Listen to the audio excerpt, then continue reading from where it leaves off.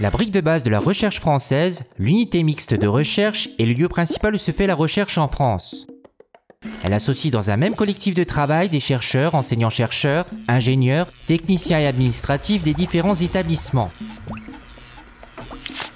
La recherche publique française est profondément bouleversée depuis plus de 10 ans, soi-disant dans son propre intérêt.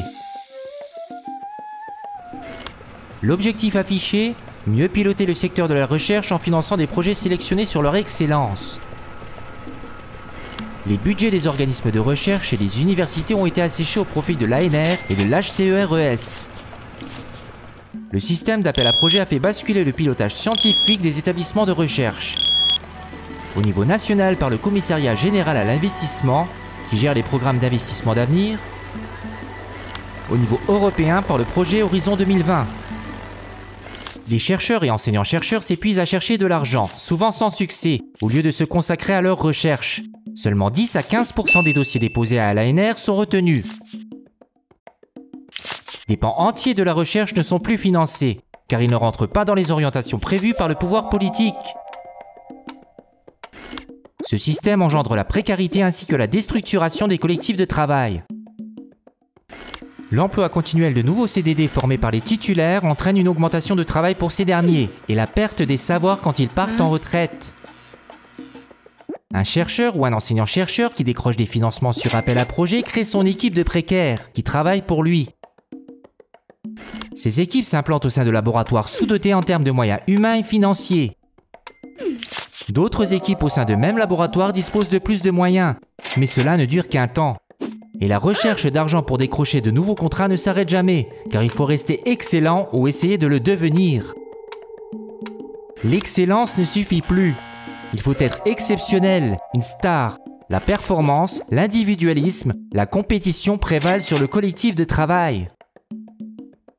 La tyrannie des indicateurs sert d'alibi pour la restructuration de la recherche française et a entraîné la création de structures loufoques, inutiles et antidémocratiques, et l'appauvrissement des structures existantes.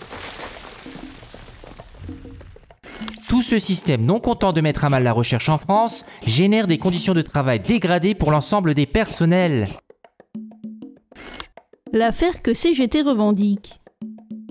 Des budgets récurrents dans les organismes et les universités avec le transfert des crédits du PIA et de l'ANR vers les budgets des organismes et des universités, une loi de programmation de l'ESR avec un financement en augmentation, plus 3,5 milliards d'euros par an pendant 10 ans,